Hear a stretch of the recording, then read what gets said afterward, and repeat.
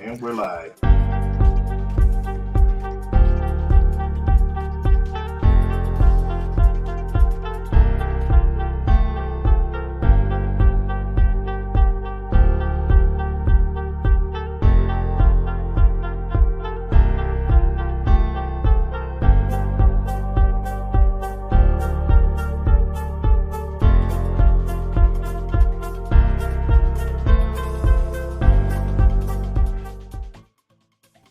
Good evening. Thank you for joining us to Empower the American Dream, a conversation about diversity in American life with Dr. Glenn Hurst, Democratic U.S. Senate candidate. I'm Dr. Reggie Ratliff. Joining me this evening is Mr. Pasha Morgan. Pasha is an organizer in Des Moines, Iowa, and formerly served as the Deputy Political Director for Tom Steyer in the 2020 presidential election. Thank you for joining us, Mr. Pasha. How are you doing this evening? I'm good. Thank you so much, Reggie. How are you? I'm well, thank you very much. Good to know.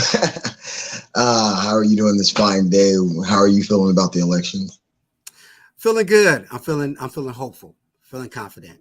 And I understand we have a dynamic candidate that's joining us this evening, and we're excited. I'm excited about speaking to him about the issues that's really impacting America, specifically in urban areas.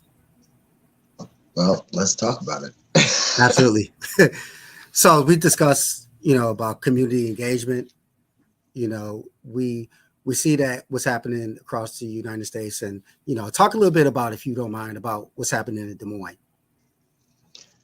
In Des Moines, as far as community engagement, in Des Moines, there's a pretty good community network that we have a couple of mutual aids: Des Moines Mutual Aid, North Des Moines Mutual Aid, Supply Hive, and we have a rent relief. So we have some community programs, and a lot of our local candidates have actually sprung out of that movement.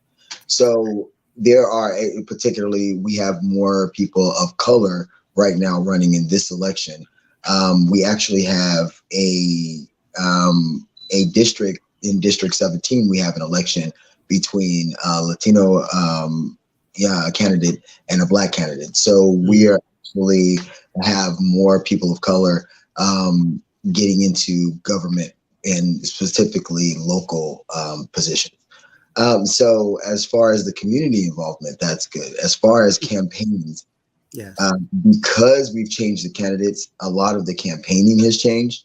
But when we talk about general candidates, we're still seeing the same circular position, which is the candidates think, or campaigns think, that Black people in particular don't vote.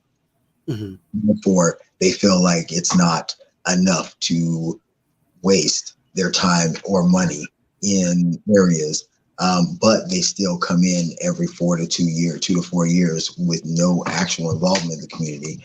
Mm-hmm. But they're asking for the vote every 2 to 4 years without changing a lot for the Black community. So in essence, it's basically broken promises that they don't keep, a check that they can't cash because they just want to vote. They just don't. They don't cash it. Yeah. So this seems to be a national problem, but as we look at, the election coming up in Des Moines in particular, let's take a deeper dive, and you talk about how African Americans, the Black and brown community, in essence, do we see a shift of the needle as it relates to this election that's coming up? Do we see changes, or are we just another great hope, so to speak? No, I think we're actually seeing real changes because of the candidate. Because the candidate, it's about empowering the people in order to take the role or to start running for office. So because we have that shift of particularly people of color and younger people of color taking or running for these seats, they are winning, which is changing the face of local politics. The last time in the city council race, it's Indira Shoemaker, who is a Black woman, ran against an incumbent of like 14 years, and area that traditionally votes conservative, and took that city council seat. So it is actually, I do see a shift. Like I said, it's about the people. So as the Absolutely. people are empowered and they run for these positions, other people see that and they're looking for something. That's good. And oh, go ahead. I'm sorry. Oh no, I was saying this is good. So to sound like the needle is swinging forward, and you mentioned young people. I mean, they are our future, our young leaders who are coming in today. At this That's point in time, they're an absolute present. Indira that I was talking about is 24, 25 years old. Not that fantastic. old. And three or four candidates are under 30 that are running locally in the area. So yeah, they are fired up and they're moved into action, which I'm excited. Absolutely, it's very exciting. We're going to bring in someone. He's not as young as those candidates, but he's young at heart. We have Mr. Terrence Hollingsworth, who's with us right now. No offense, brother Terry, but you know, you are still good people. How you doing this evening? I'm doing good, real good. Glad we're here. Thank you, Pasha, for telling us about what's going on in Des Moines. We'll talk a little bit about Waterloo. You know, in Des Moines is the largest city in the state of Iowa. It has the largest Black population per capita in the state. And we have Waterloo has the highest percentage of Blacks in the state. And what we've been doing over the last couple of years is just engaging at a pretty high level, bringing candidates and requesting that they come into the Black neighborhood, engage in the same way that they do in white neighborhoods. And I don't know what it's like in Des Moines, but it's not great here in Waterloo. In the last presidential cycle, I think we did some unique things with that was historic. Elizabeth Warren came. She did an event inside the Black neighborhood. It was a house party that had never been done before. Cory Booker, he had his office here in the Black neighborhood. Amazing. And that has never been done before. But when you start getting past those candidates, Tom Steyer, he also did something. That's where Pasha and I met at the Boys and Girls Club.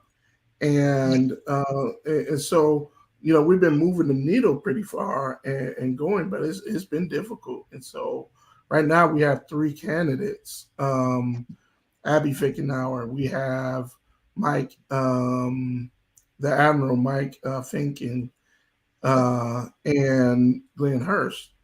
And I could tell you, I reached out to all of them personally, and we invited them to come. And tonight we have Glenn Hurst. The Admiral, he initially committed. He didn't initially commit. He said that he had an event in Des Moines, and he would not come, and he would do a different event prior to the election. I think he's backing out from that.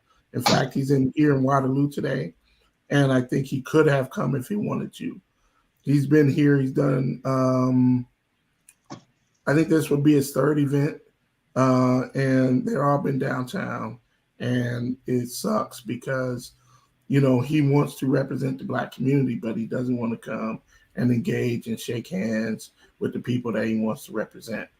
And so we want to move past that. We want to encourage everybody to come, and that is the standard. Finkenauer, she was elected as an official for 4 years in the House, U.S. House, and has not come during that time prior to and while she's campaigning. And we have to hold them to a higher standard. So what has it been like down in Des Moines in terms of candidates showing up and engaging in the same way in rural Iowa in Des Moines? Pasha? To be honest, it has not been they have been here, but when they come, it's the same. They reach out to the people that they reach out to. They give money to the same people they give money to. And so we haven't had a lot of engagement as far as that's concerned. Now, there was an event for the Iowa Black Caucus where there were a lot of local candidates, but there were three, or actually, I think think only one, to be honest, of a major candidate came. So that's pretty much how it's going as far as that's concerned. Now, they have been here for different reasons, but it's not for engagement in the Black and brown neighborhoods of Des Moines.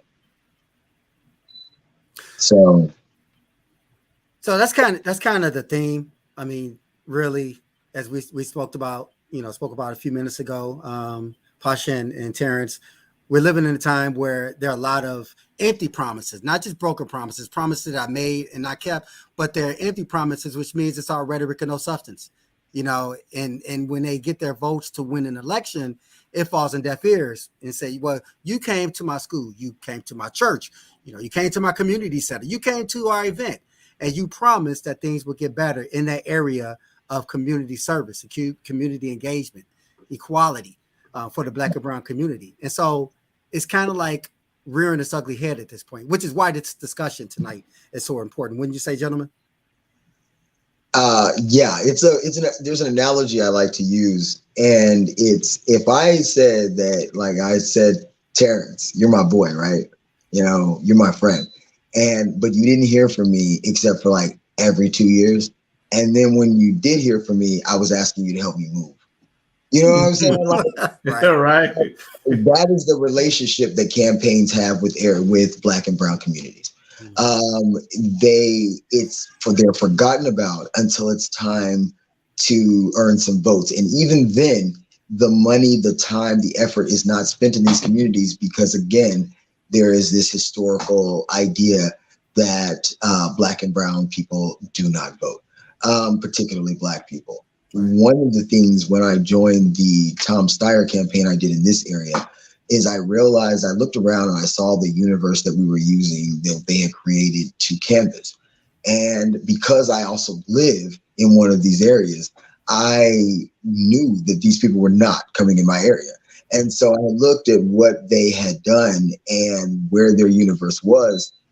Then I did a quick rundown. I went in and pulled up everybody who had voted in midterm elections in this area with specific zip codes, and found almost 70, it was something crazy, like between 7,000 and 12,000 people in the areas, the couple of areas that I picked were constant voters, were involved in they had voted in local elections, they had voted in midterms, they had voted in runoffs and specials, and you're missing all of them.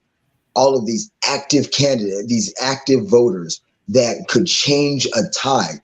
So we redid some things, thankfully, because that was something that Tom truly believed in, just because his team wasn't aware.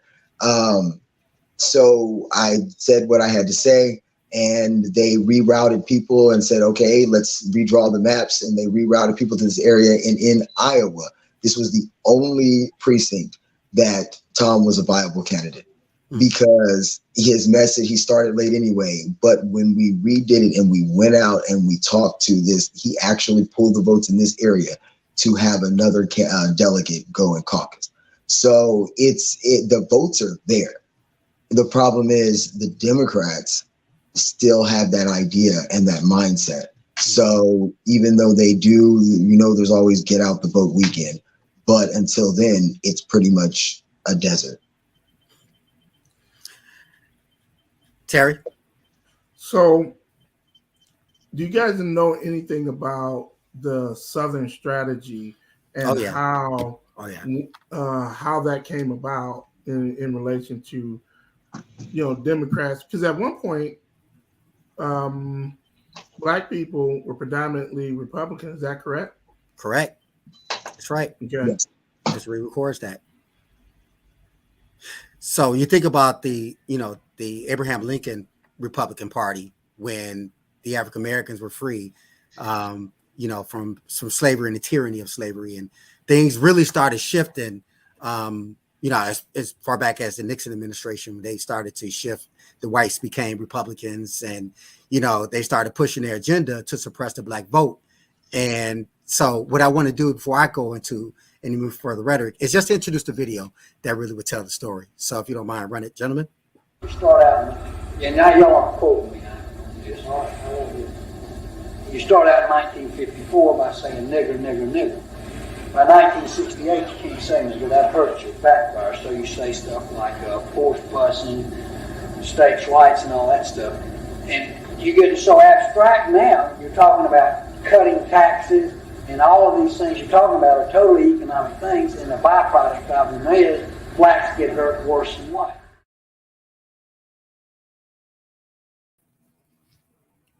Amazing.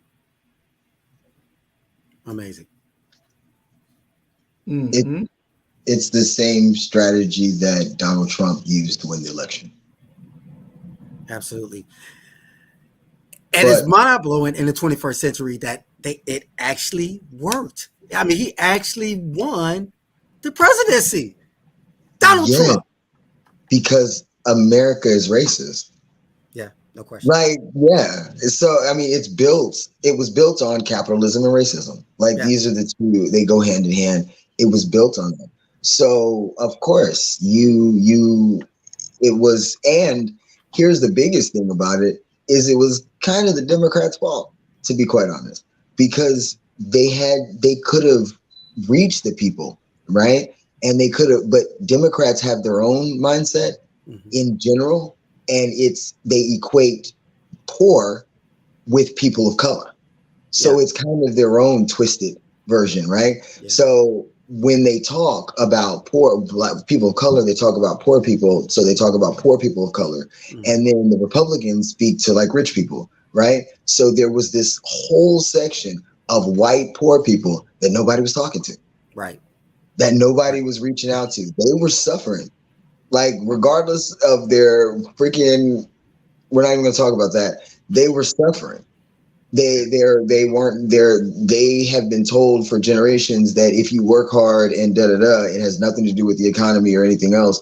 But if you do that, then this is the American dream. And they were doing all the things they were supposed to do, and they still weren't achieving the American dream, and nobody was talking to them. And in swoops Trump, and he's talking directly to them. They're not even paying attention to the fact that he's a billionaire and a cheat and everything else. He's just talking to them, and they're like, finally. Right. Right. So I can't wait to talk to Dr. Hurst and explore that a little bit, because, he's going into these rural counties that are predominantly white. They're not affluent.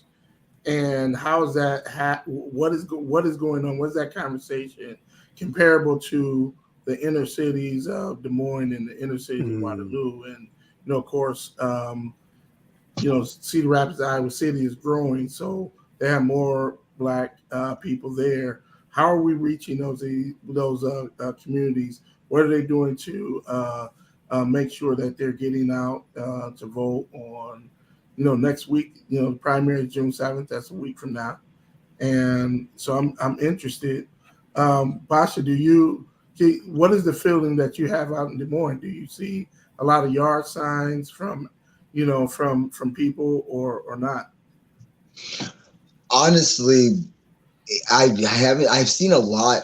It's Iowa during elections, so I've seen a lot, but we're nowhere near the number that we'll see in just a week when the primaries are over and people start going full steam for the general in November. So I think you have the people who have to be in the primary, who actually have a primary. There's a lot of yard signs out there. Not a lot so much for people in the candidates in the general election, because they're waiting, to see what the primary is going to be and get out there. So I do want to say this before, because I'm about to jump off in a minute, but I don't know what it's like in Des Moines, but here in Waterloo, the sense is Republicans don't come to the black community because they don't believe that there are votes here. And our elected officials, they want the votes, they come and they show up, but guess where they show up to? They show up to black churches who, of course, have lost their place of leadership in the community. Absolutely. Because of the Johnson Amendment. Everyone's afraid to think that they're going to lose their tax exemption. But the Johnson Amendment, which applies to all nonprofits. There was an executive order in May of 2017. And at the end of the day, President Trump said that the IRS should not come after religious organizations for talking about moral issues or political issues from a religious perspective. The other reality is the Johnson Amendment has never been enforced since 1954 when they enacted it from, Lyndon Baines Johnson. And we have to understand that, but candidates must understand that the Black community and engagement is not the same as it was during the civil rights movement and before. And they have to engage differently. They have to engage in the same space in the same way that they engage in white communities in farm towns and things like that. Yeah, a big part of that is getting into the community. You don't know these things if you're not in the community.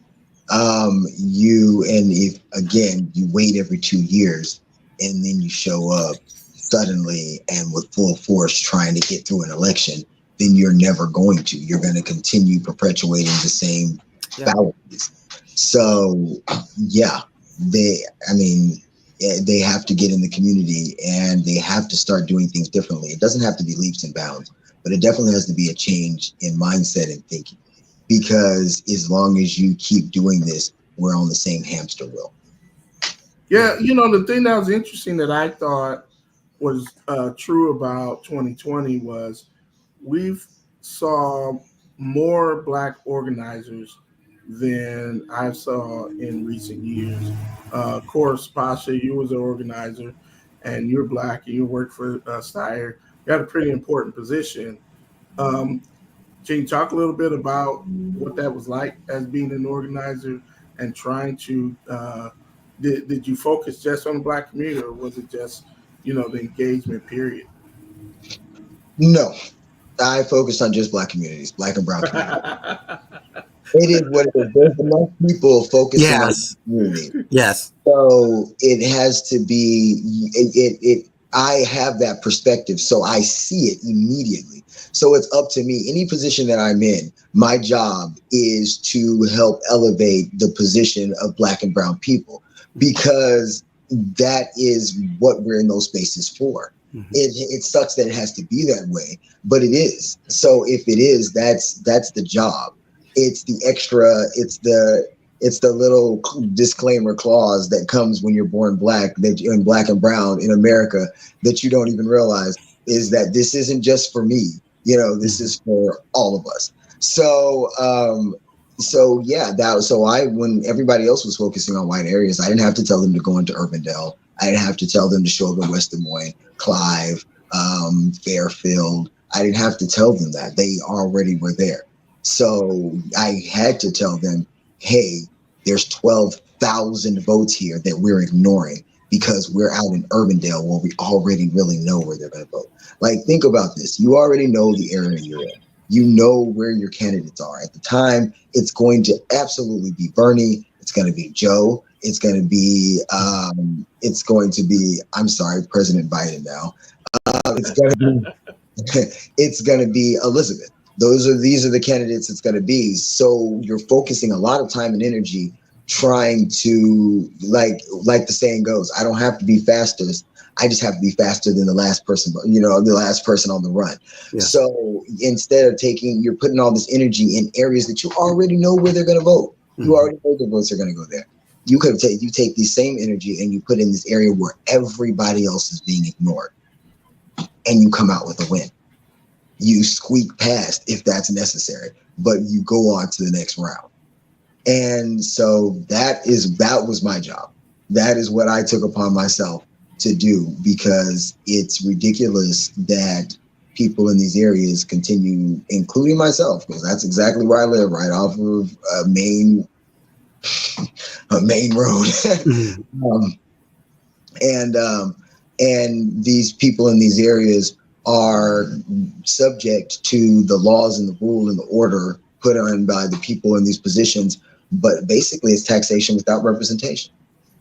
but they're never looked into the money that comes into the billions of dollars in campaigning that comes in Iowa. How much of it do you think comes into like the King Irving neighborhood, which is a black and brown, or the East Side, which is a lot of brown people over there? Like very little.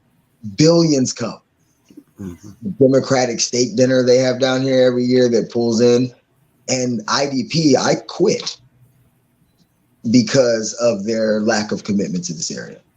So my question would be, one of my questions to Dr. Hurst would be, how does he feel that he has engaged in areas of communities since he's been doing his campaigning?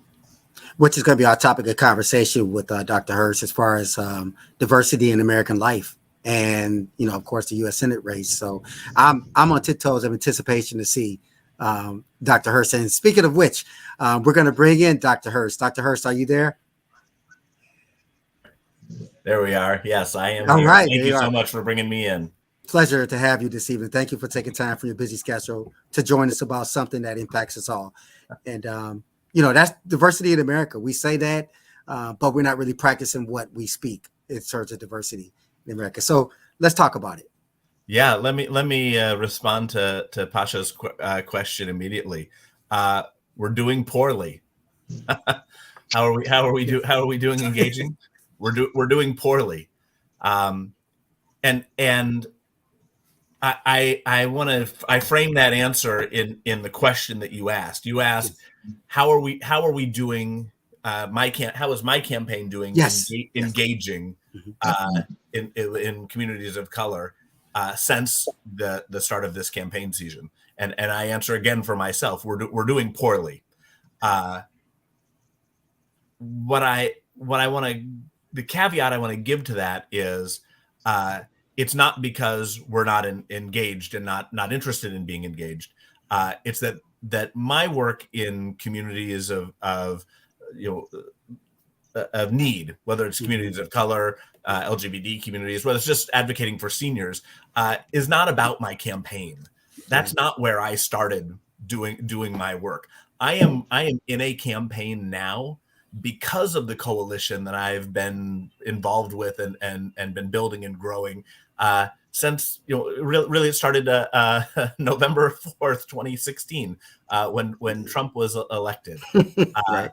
We've been on the ground. I've been on the ground personally in all kinds of communities at all different times in appropriate times and places. So one thing we've really tried not to do in this campaign is to push ourselves and push me into a community to be just like, because it looks exactly like what you said.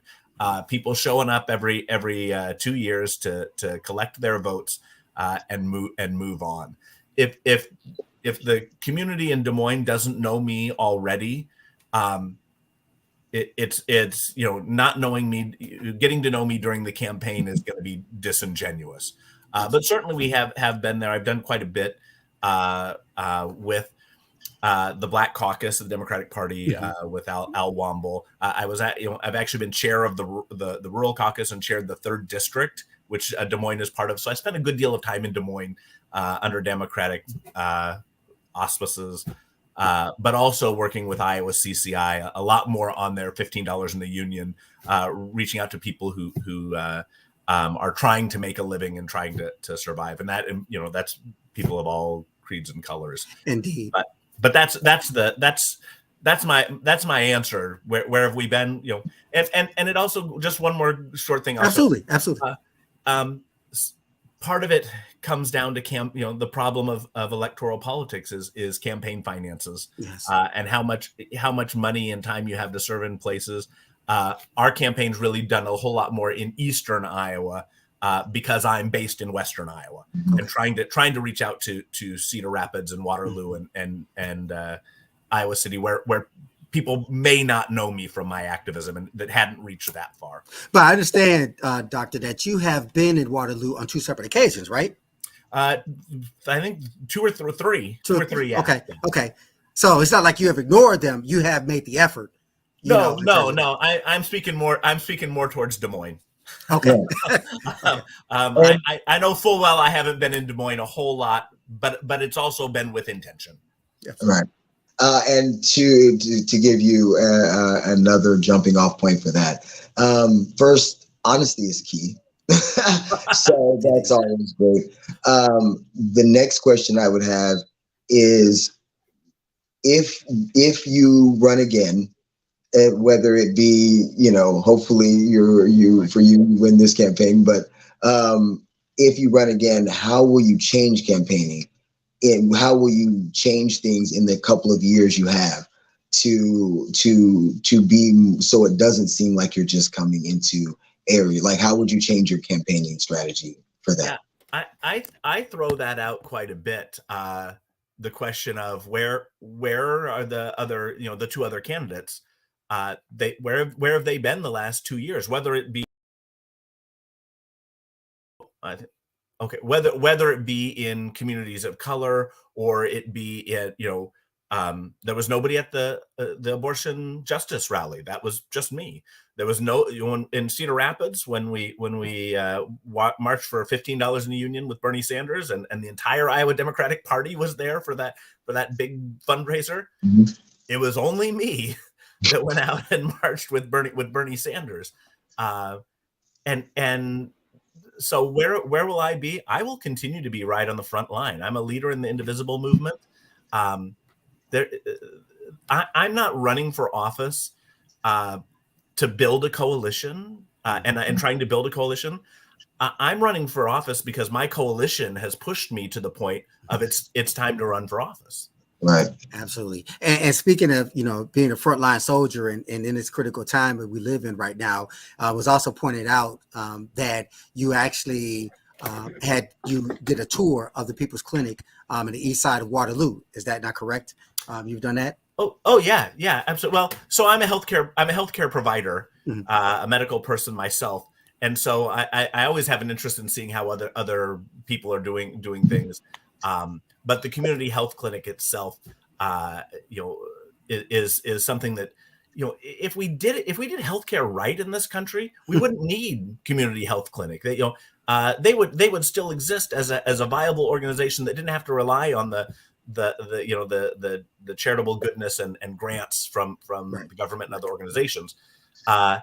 So being there and seeing how they address it was really interesting for me. As a person who's also been to like Jamaica as a volunteer, a health provider down there, and seeing how their system works. So I love seeing how other healthcare systems work and incorporating that into what I would want for this country. Absolutely. So it's kind of like looking at best practices to see what can work in this country. Absolutely. Okay. Absolutely. They're amazing. I mean, I couldn't believe all they do. I have a small rural clinic. I'm very jealous. Absolutely. Pesha, you had a question? Oh, no, actually, I was just going to say that you were saying something about being on the front lines, and that's where you'll be, where you continue to be. And a lot is said. You can say that your interaction is poor, which it could be from some to some. But the fact that of the 3 people that we reached out to that are running, you're here to talk about the issues speaks a lot to what your beliefs are and what your beliefs are and what your platform is. So I was taught that. I was taught that when I got involved with the Indivisible movement at the very beginning. We noticed we're other than me, we're predominantly a bunch of white women. And why is that? Why is that the case? So we're over here in Western Iowa, close to Omaha. So we went to Preston Love Jr.'s Black City Hall and asked the question, why are we not seeing engagement? What's the deal? And what we were told is, okay, thanks for standing up. Where have you been?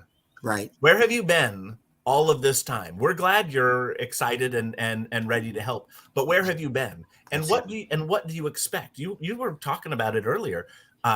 The expectation of voter turnout from communities of color, don't take that for granted. Just because you say, I'm here, we're here to help. We've been here a long time. And where was your help? So the message that came loud and clear was, you got to keep showing up. If you mean it, you got to show up. And so, Yeah. so I show up however I can. I like to place a pin on that point that you just made, which is very succinct, Dr. Hurst. And you talk about where are those candidates, where have they been? You're obviously working, you're in the community and doing as you were taught. The seeds has been planting, and you're a person of action.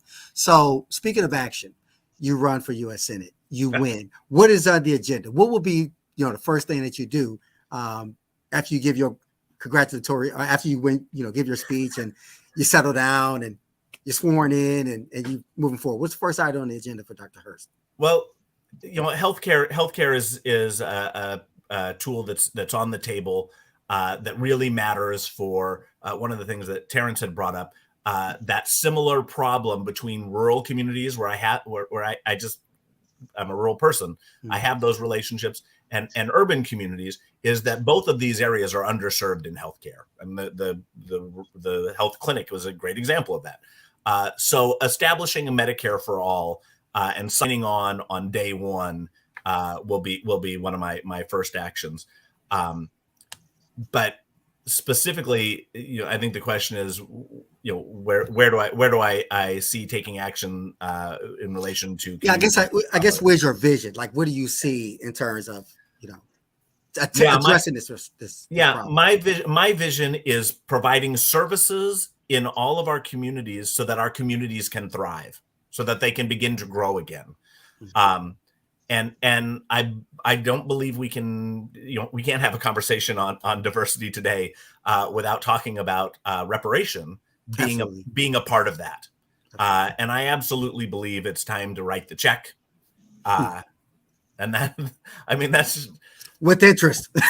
With interest, right? I see this opportunity that's going to slip through our fingers if we don't take it. We've got to get a candidate in place that's going to eliminate the filibuster so that we can get this important legislation passed and through. And it's got to include write the check. Absolutely. I think I have a phrase. Instead of reparations now, I call it stolen generational wealth for sweat equity. So it's a term that people can break down.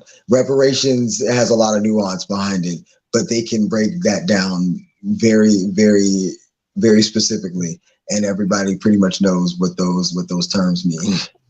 Say that again. Stolen generational wealth. Stolen generational wealth for the sweat equity of our ancestors. That's it. Sweat equity of our ancestors. Equity. That's I love it. Yeah, I love it. And people are going to push back about that. I mean, they do already. That's a lot. That's a lot of money. Is what right. is what you're going to hear. That's a lot of money. But we can always find money to send poor people and people of color to war, can't we? Absolutely. We can always find money. We can always find money to put people's lives at risk. And so I have a hard time accepting that's going to cost a lot of money argument. It is honestly, it is. You want to decrease inflation? Dump a lot of money into the economy. Absolutely. And that's there you go. You want to decrease inflation, give people money to spend on the things they want and need. How about reallocating the money that is undeservedly going to the rich and put it into those communities that would benefit and have resources to, say, start a grocery store or improve their schools, right, increase crime? How would they possibly do that? By making billionaires actually tax. There you go. Wealth tax. So think of it this way. I mean, we've probably all seen the videos and things about the wealth distribution in this nation, and how all of it is sequestered over here at the top 1% has all the money. That's money that was given to them. We gave them that money. We gave them tax breaks in order to invest back into the community so that it would trickle down, right? That's trickle down economics. But it didn't trickle. It did not. So we're not taking away somebody's hard-earned money. We're going back and recollecting the taxes that you gave them and putting it back in the community. Well, should this be done through executive call order it the HR Robin 40, Hood Act. Dr. Hurst? Do you I'm think sorry. that this can? I'm sorry. Can you hear me? Yes. I'm Okay. sorry. Should this be done through executive order, like HR 40, when it comes to like reparations or reallocating the money? Well, I'm not running for president. Yes. Okay. Okay. But don't tell my wife I said that. So should it be done through executive order? There's no reason it shouldn't be. There's no reason it shouldn't be. It's done. It's done. We know what slavery was. We know who did the work, and we know who got the money. So we don't need to debate it. Right. You got to write the check. You just write the check. I teach economics, and it just amazes me the mindset of hearing these economists, these experts that talk about, there isn't enough money to repay what was owed to, Of course not. Yeah, of course not, right? But they also against tax the money. You're talking to economists, right? Yes. I imagine they know where their money is. Absolutely. Yeah. If you're taught hourly, it's a lot of money, but it's a lot of years. Like exactly. And a lot of the entire economy. And so you tax the rich, you can get money from there. Also, how about this? Companies that are still around that literally made money off of slavery, like JP Morgan and Chase, Absolutely. like Wells Fargo. Absolutely. How about having them chip in? Because their money is still the same. They started this company with the same dirty money from the selling and buying of enslaved people. I do one better. Literally still around to this day. How about Georgetown University? How about those who helped build the universities through slavery, free labor, sweat equity, as you said so succinctly? These universities and the Ivy League schools, they were built by slaves. And they were ran by them, and they did not receive one single dime. Now, Georgetown are starting to make amends, and I can't remember the name of the Ivy League school, maybe Princeton or whatever. Harvard put up the $100 million scholarship. Yeah. But that's not even scratching the surface. $100 million is not scratching the surface, Dr. Hurst. Right. When you're talking millions versus trillions, it's really hard for people to wrap their head around it. Millions sound big. 100 millions sound big. 100 millions is a tenth of the way to a trillion. Absolutely. We got a ways to go. It's there. Yeah. The money is there. The money is there. And it's not. It's it's an investment. It is how we should be selling it to those people who push back against it. This is money that goes back into quality housing, right? Absolutely. This is money that goes into starting local businesses. You don't need a diversified business loan program for South or Eastern Waterloo, when the people in Eastern Waterloo have the money to invest and create their own communities. Absolutely. And we talk about creating communities. We talk about it. Let's talk about through affordable housing. How do you see affordable housing, Dr. Hurst? What does that look like for your purview? Boy, it's really interesting. The affordable housing problem where I've experienced it the most has been in the rural setting. We've got so many homes that have people in them, but are falling apart. It's not adequate housing. You can't just say a roof over your head is housing. Right. That's not adequate housing. We've definitely want to invest in building up our housing infrastructure. Part of doing that is repairing the places that we have and putting investments in that. And one of the ways we do that on such a global scale in this nation is a federal jobs program, like we see through the Green New Deal. So Green New Deal gives us money for building the energy infrastructure, because we're going to have to put solar panels and turbine blades in like you can't imagine in a short period of time. That's going to take a job corps that we just don't have. But that same job corps can be in those rural communities and in those inner city communities, doing things like converting old schoolhouses into affordable apartments, in fixing up schools or fixing up existing housing. We have to address the veterans as well. If we develop a Medicare for all system, we don't need the VA system anymore. So why don't we invest that VA money into making sure that anybody who served this country never goes to bed again without a roof over their head unless they're camping, right? We give them a monthly stipend for rent, mortgage, and utilities. This impacts our communities of color tremendously, because the military has frequently been seen as an opportunity to get education, to get out of struggling situations. But it's good for everybody in this nation. Is there a difference, or because I like the way you bring the similarities, whether it's a rural area or urban area, but in terms of, like, let's talk about family home versus a family farm. Do you protect the family home in the same way that you protect the family farm, rural versus urban? Is it the same, one the same?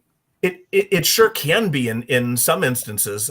Think of what we're seeing in Des Moines when you think of the folks who have HUD type housing, the double wide homes, things like that, manufactured homes that are in a corporate setting. So they're individual homes on a corporate property. And the corporation has jacked up the prices on that rent on the property. It's very similar to what we see in the rural setting, where we have investor-owned farms. Okay, so you might live on and farm the land, but you don't own it, and you're the regulations on protecting the waterways through your land and protecting the environment and making sure that you're not polluting water sources is poorly regulated in that situation. So we definitely want to look at regulating investor-owned farms different from family-owned farms. We want to give those families a chance to compete with those investor-owned. We want to give homeowners the chance to live in a fair environment, housing environment as well. Absolutely.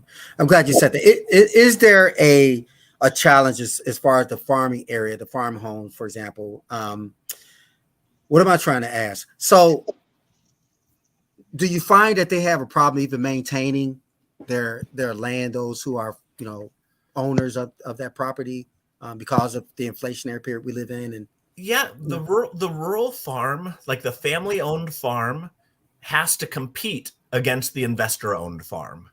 And when the investor-owned farms have thousands of more acres and are able to produce at great numbers that drives the price down, those family-owned farms are trying to compete at that level. And the only way they can do it is by producing more. And the only way that they're able to produce more is by putting more land into service. So they plant all the way up to the edge of the waterway. That's not safe. We need a buffer zone between our planting and our waterways, so that all the nitrates and the chemicals don't rush off into the water. Sure. But we hold municipalities, like I'm a city council person, my community, the water that comes into my community can't be any dirtier when it leaves the community. So we got to clean anything that goes into that water. Well, we don't hold any ag businesses to that level of responsibility. Okay. We could hold investor-owned property to that standard, and allow family-owned to not have to reach that standard. Right. We would still be reducing the pollution and the nitrates, and we would be giving them a chance to have that competitive edge against the investor-owned. I like that. Yes, question. I have a question on that. Now, I recently, a couple of years ago, had the opportunity to visit a lot of small farming and rural towns. And one thing that the farmers in these towns were talking about was these investment farms, not just the investment farms, but the corporate growing and corporate seeds. That being said, what can you do to actually, instead of, I understand that trying to give the farmer a fighting chance, basically, and being able to compete. But at this point, a lot of small farmers are having to join co-ops just so they can afford their farm equipment, just so they can afford their seeds. They're having to purchase irrigation systems together. Mhm. So what is it that you can do for rural Iowans that you feel in this area, or that you would suggest to regulate some of these corporate farming entities so that it's not a constant climb to try to compete with them, but so they are held to a certain limit to allow these other farms to prosper? Yeah, it's some of the same stuff that we would do that would help what appears to be inflation in our country, and is actually just profiteering and gouging by these monopolistic Yeah. companies like Yeah. like Procter and Gamble, Johnson and Johnson, AT&T, Verizon. We have to implement antitrust action against those organizations. That's the reason we're having an infant formula crisis. Okay, Oh, it's yes. because we have a monopoly of Yes. 3 companies in this country that provide, and so one company goes down and the whole system goes down. Sure It's did. the same in agriculture. 85% of the corn, herbicide and insecticide is managed by Monsanto Bayer. Wow. Yes. One problem with any of their products, and that whole system, that food system, collapses. So we've got to implement antitrust on the agricultural side, but we got to do it in the healthcare side and in so much of the industry in this nation. We've got to implement antitrust. Absolutely. Yes, yes, indeed. So I think you had another question as it relates to just shifting gears. I'm glad you talked about that, Dr. Hurst, but you had a question about reproductive rights. Oh, yeah. I'm sorry. I'm going to shift gears a little bit here because it is a question that is a hot topic right now because of the infant and mother mortality rate with Black women dying at 4 times the rate of white women and 2 times, I believe, of Hispanic women. So that is always a concern whenever talking about reproductive rights. And since we are aware that in America, anything that affects one is going to affect Black people disproportionately and people of color disproportionately, because that's just what it is. That's how the system's set up. So that being said, and with the new leakage of the opinion of the Supreme Court with Roe versus Wade, what are your opinions on that? Yeah, so we made a statement when it was leaked about how, obviously as a Democratic candidate and as you expect from one, but as a physician, that I support Roe versus Wade and that I believe it should be law. But that's a conversation I had, on the streets back in October, in front of the state capitol, as part of the abortion justice rally. That's not, we're not jumping on the bandwagon here. A person's body is their body. That is part of being a human being. Sure.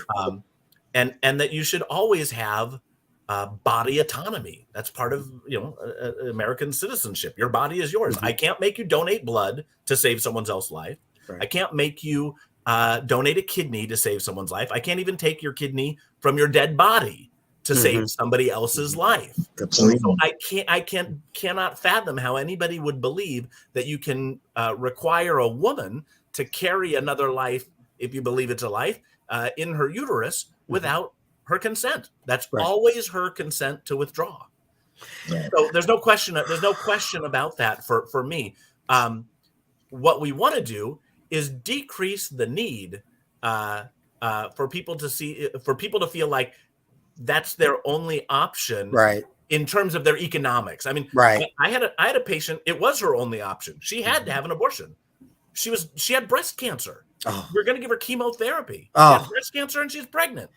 She had to have an abortion. Right. So we're not talking about that. That's a given. But people, we want to help make it so that people just don't feel like that has to be a choice that is forced upon them. Yeah. It just should always be an option. And even, that includes incest or rape as well, right? They said you still can't have the abortion, even right? if you're a victim. In the new Oklahoma bill that Governor Stitt just signed, it includes it literally has to be between the life of the mother and the fetus / embryo. In Texas, I know somebody personally who just went through this. They actually had to go to court because she had a miscarriage. In order to perform the D&C, they made her go through a series of court cases in a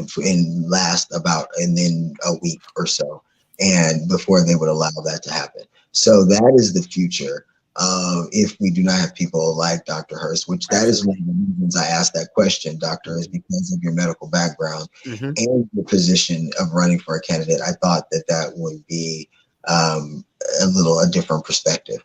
And anybody who tries to throw out to you, what if it's just one day before 40 weeks? Could they terminate that? Dismiss that ridiculousness. Yeah. Dismiss the ridiculous. We have proven that we can provide abortion services safely and appropriately in this country, and that a person's body is their body all the time. All the time. That's the answer. It's always their body. Well said. I wish I could address the issue of why is it that African American women have why there's more infant mortality and loss of life for the mother. Yes. Are you? No, I wish I could. Okay. I thought you had a solution. That one's easy, Doc. It's the same thing that it always comes down to, which is racism. Doctors and our believe in general. As a matter of fact, I think it was 2015 that they did a study, and 20% of medical students believe that Black people felt less pain. So, and that was 2015. So, because of that, they don't listen to Black women when they tell them things. Black women die from heart attacks almost 3 times as much for the same reason, because when they tell their doctors they're in pain, their doctors don't believe them. Yeah. And they care about their pain scale less. They are less likely to prescribe medications. So the how of it, right? How do you get past that? Yeah. That's not. I don't know that that's as much of a medical question. Yeah. It's. You're right. It's about racism. This is about racism in our country, and doctors can be racist, and they can be with the best of intentions not to be. I'm not going to apologize. I'm not going to apologize for him. But you and I both grew up in a racist society. Mm-hmm. Okay. And so I've been told things and you've been told things that we've both had to fight to not believe anymore. Absolutely. I think representation can be part of that. Again, I worked in a health system. I helped set up clinics around Southwest Iowa and Nebraska. And one of the things we did is look at kind of the Omaha Council Bluffs area clinics and where were their clinics. And we were always kind of strategically looking to place them. The place that there weren't clinics was North Omaha, which is the predominantly Black neighborhood in Omaha. And nobody was putting clinics there. So nobody was getting access to health care.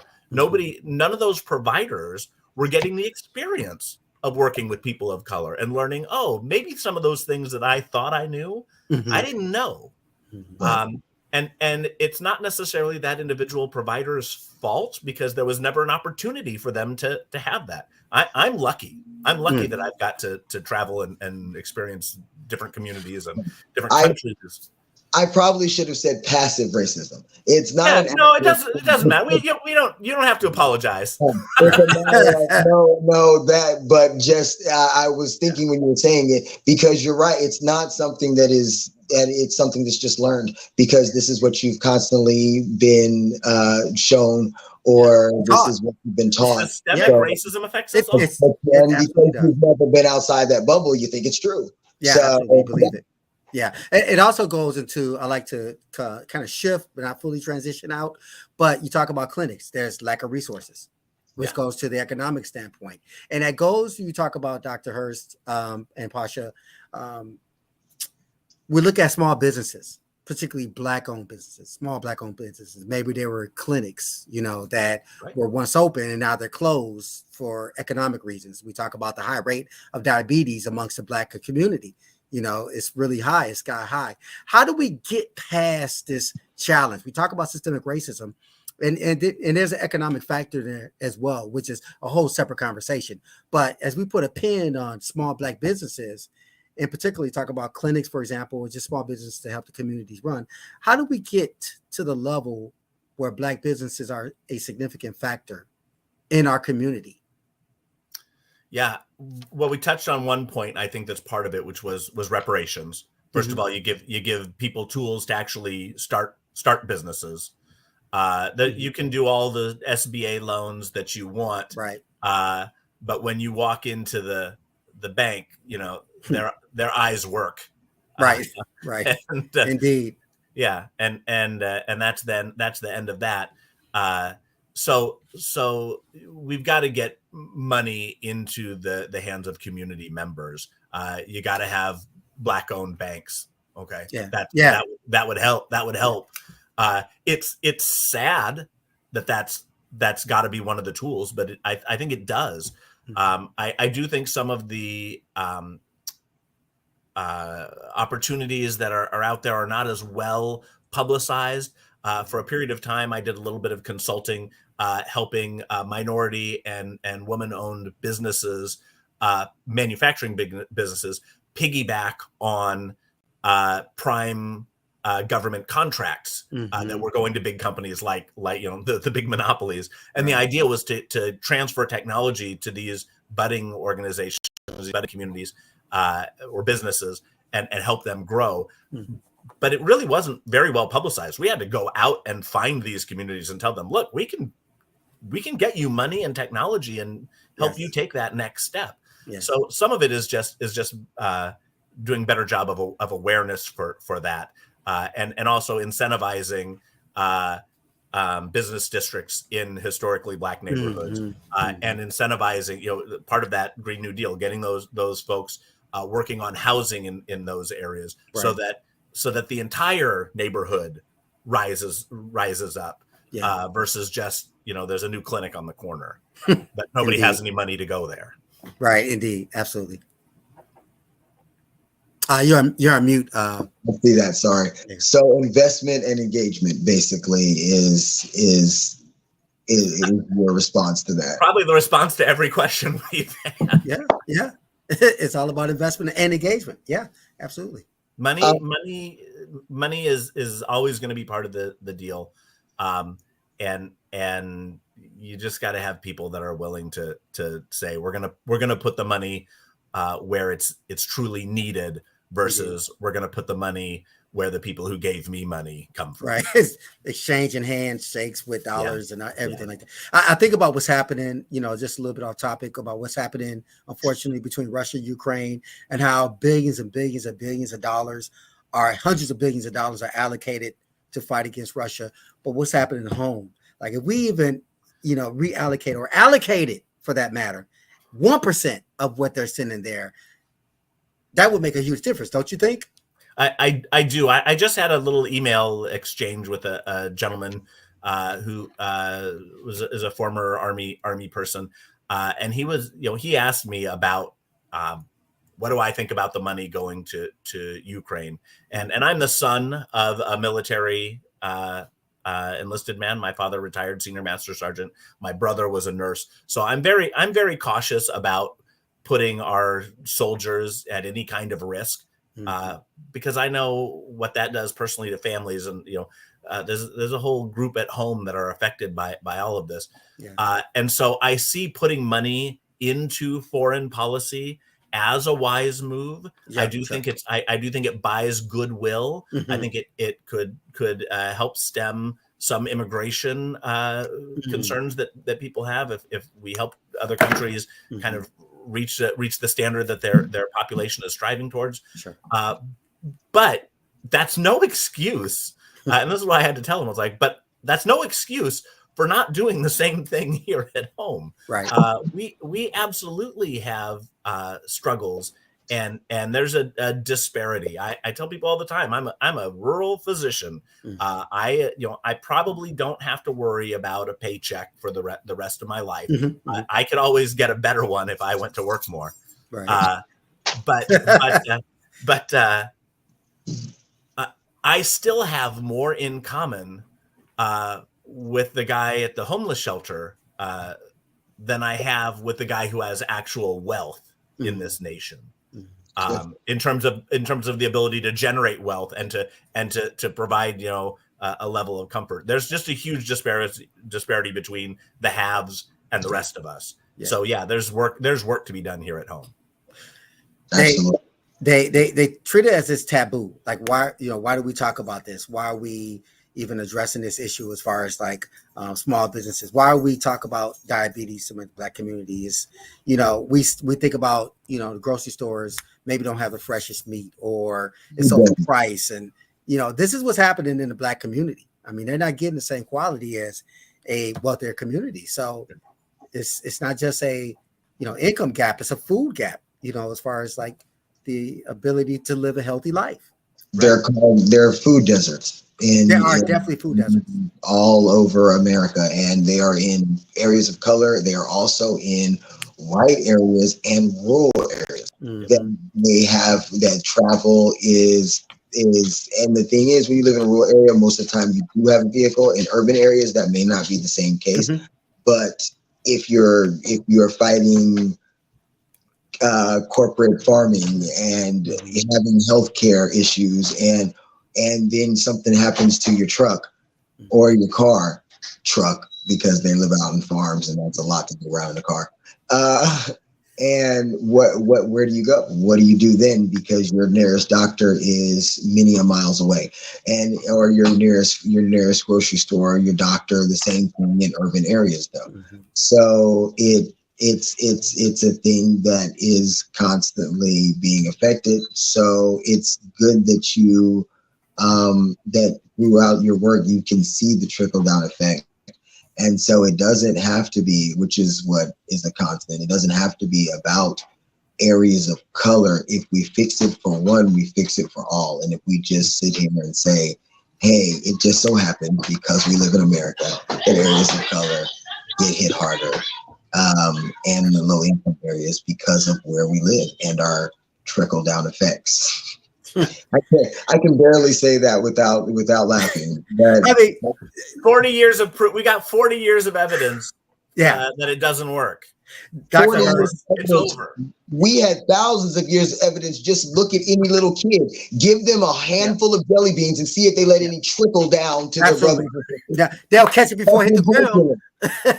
They're going to do exactly what the rich people in our country had done. Is this is mine then. Okay. Yeah. Okay.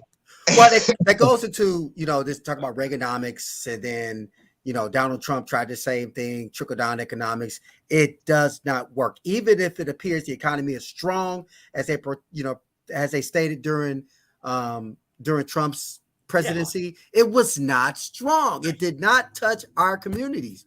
Doctor? How they define the economy as doing well. Rich people are getting richer. Well, exactly. Okay, I guess it's doing well. But when like less than 5% of us have any money in stocks or anything like that, the economy is doing well when I got extra chicken in the fridge. Okay? Yes. When I'm like, oh, cool, we can have chicken tomorrow. Yeah, that's the economy is doing well in our house. I don't. Right.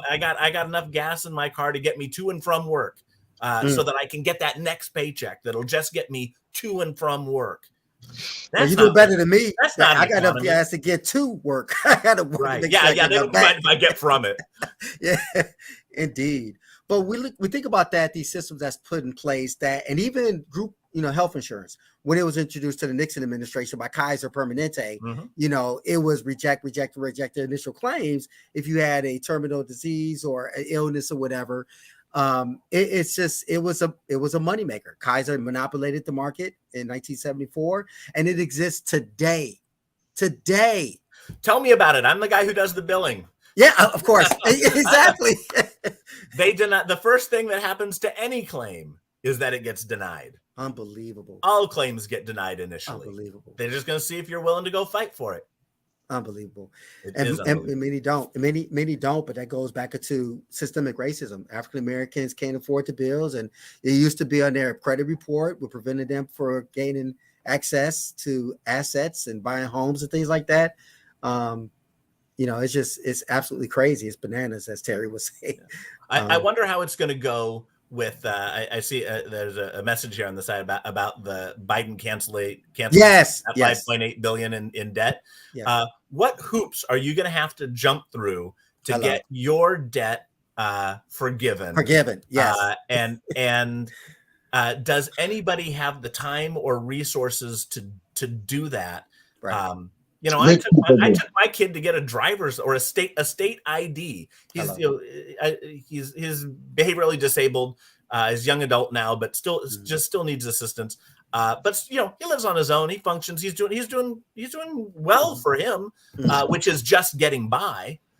But to get him a driver's or a state ID, it took his physician father and him all day long, driving back and forth across this county, getting the right paperwork, getting him to the right place, just to get this card so he could get a job. And his apartment's going to change in a month anyway, so that card's going to be a waste. But the amount of time and effort it took just to get the identification, to then go on to maybe get a Social Security card or maybe get something else, the system's broken. Who's going to get their $5.8 billion? Right. Agreed. That is the case, and that's part of the disenfranchisement, and that's also why voter ID laws are inherently part of this broken. Well, I can't say it's broken. I love to say broken system, but the truth of the matter is, it was a system built for rich white men. For rich white men, and the people who are profiting 246 years later are rich white men. So I wouldn't necessarily say it's broken as much as it's working exactly like it's good. And now we need to adapt it to be for all of us, which that is debatable. But please go ahead. I just say wrap that back to what you started with. When I was sitting in the waiting room listening. One of the things you talked about is young voters wanting to get engaged and be engaged, and people should be coming to young voters. What I discovered when I started with that Indivisible movement, we went to Black City Hall and they told us, sit down and shut up. And we got invited to go do a radio show, and we thought, oh, cool. This is, we're going to get some publicity here. No. We went to the radio show, and the guy was like, hey, this is a Black community radio station. It hits about 16 blocks, nonprofit. And he said, we love Donald Trump. It's like, because he's going to blow up that mess. He's like, your system doesn't mean anything to me. Your government doesn't help my community. We don't vote for Black candidates from our community, because that's the loss of a good community leader. Why would we send them into your system that doesn't work?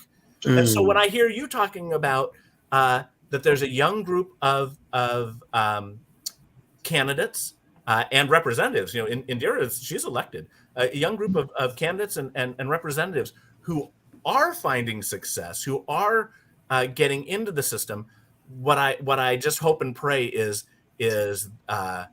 that there are people there with them, and that they maintain that courage to break the system. We got to break the system to fix it.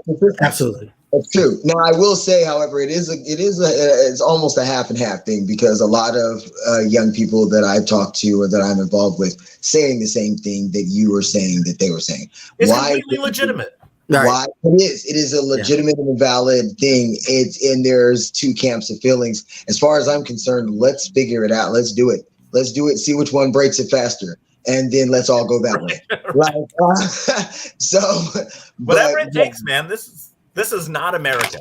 This is just what you said. This is rich white man Yeah, the world. Yeah, it's the world. Yeah.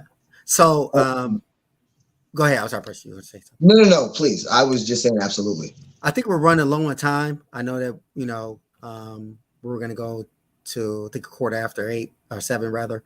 I think so. Yeah. So I just have one more question, Dr. Hurst. Thank you so much again for taking time to speak with us this evening. As an elected U.S. Senator, you are elected. What approach would you take to those who are like stern on, fighting against the topics that we discuss, helping small Black businesses, healthcare challenges and things like that? Because you have a tough road, Doc, because that's not how white Republicans think. Yeah, so they don't think that, because that's going to take money from their pocket, you know. So don't give white Democrats too much credit either. Okay. I mean, good point. So here's how we do it in my clinic. In my clinic, if you're a drug rep, which is basically a lobbyist, you're not allowed in my clinic. You don't get to come in and pitch your drug. You don't get to drop off pens or lunch or make a contribution. Nothing. You have no access to me. And we'll do the same thing with lobbyists in Washington, D.C. The only people who get access to me in my clinic, I'll correct that, are nonprofits. So if you're a hospice or something like that, where you're actually coming to tell me how I can serve, get my patients served, okay, I'll let you in. But drug reps don't get in, even if you have a nonprofit drug. I don't know of any of those. Yeah, I don't know of any of those either. Right. So that's one part of it. The other part is just who I am. When I got into medicine, one of the reasons, they asked you, why do you want to be in medicine? And they say, we don't want to hear you say, I want to help people. Is it because you like the challenge of the education, or do you like interacting with people of similar intellectual ability or whatever? And I heard that when I'm like, do people really like go into medicine for that reason? Like, because they want to hang out with other people, other doctors? That is, I am not a doctor to hang out with other doctors. And I'm not going to be a U.S. senator because I have some great respect for other senators and I want to hang out with them. I'm going there to get a job done. I will work with people. I'm easy to work with. I won't compromise. I'll find consensus, and we'll get the job done, and I'll go back to my job. Very well. Stated. Pasha, you had one more question for the doctor? Yeah, I think Reggie was saying that it was about time for us to wrap up, but I did have one more question, and I thought it would be a good one to close it out on, which is, of all the things you've heard us say today, including when you were backstage, what is something that you think you will take from this and will pay closer attention to moving forward? Yeah, more intentional engagement. I mean, I knew the answer to that question when I was in the break room listening. I spent time in Waterloo. I spent time in Cedar Rapids, but I haven't been as intentional in Des Moines, and I don't have a good reason for that.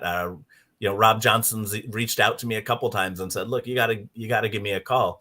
And there's just a lot going on, and it's never, there's nothing in there. There was nothing intentional about not getting out there. But that's a problem, isn't it? There was nothing intentional. So right.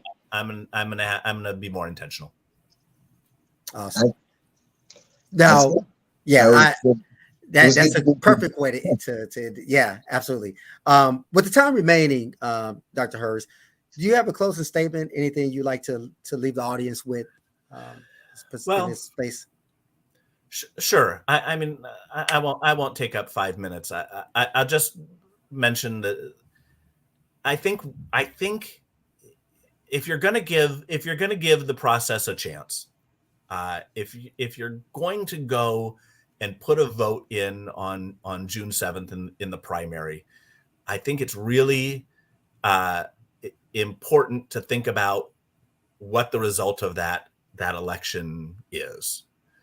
This is the election where we pick who runs against Chuck Grassley. Okay, so if you're going to the primary, it's because you think a certain candidate is the one to go against Chuck Grassley. Mm-hmm. We have put forward in the last 4 general elections centrist, moderate candidates against vulnerable Republicans, and we've lost. We've lost every time. And it's because we have to think about those people who are going to show up in the general election. Mm-hmm. Okay? And those people aren't always represented in the Democratic Party. Mm-hmm. A lot of those folks are independents, and they're not independents because they're in the middle. Okay, they're between Democrats and Republicans. They're people who have left those parties or never joined those parties for very specific reasons. And one of the reasons people aren't in the Democratic Party is because they think the Democratic candidate is just about the equivalent of the Republican candidate. Mm. You know, they're looking for a left-handed glove, and the Republicans are giving them a right-handed glove, and we're giving them a glove that fits on their right hand and trying to tell them it's different. And it's not. It's the same candidate. I am a candidate who is clearly on the progressive side of the Democratic Party. I believe in Medicare for all. I believe in the Green New Deal. I believe in reparations. I believe in student debt repayment. And those are the things that I'll go there to fight for. I'll do it as we reform Senate rules so that the people who come behind me are able to work for their communities and be true representatives of their communities and not just political puppets of their party. Mm-hmm. I believe that type of candidate has the chance to win against Chuck Grassley. That is a left-handed glove for people who are looking for a left-handed glove. So I would ask you to consider that when you go to the polls. Glenn Hurst for Iowa, or HurstForIowa.com is where you can learn more about me. We're on Facebook. We're on Twitter. There's plenty of articles out there about me. There's no question that there's one Harkin-like progressive candidate in this race, and that's me. So I'd appreciate anybody's vote who felt compelled to vote on June 7th. Very well stated. Thank you so much, Dr. Hurst. Thank you. Mr. Morgan, you have any closing thoughts? We'd like to open the floor for you to state that, and we'll leave it at that. No, just thank you so much for coming, Doctor. I appreciate it. It was great talking to you, and I'm looking forward to learning a lot more about you. Thank you, Doctor. Thank you very much, Dr. Hurst. Thank you very much again. Again, I'm Dr. Richard Ratliff, wishing everyone a blessed evening. Good night.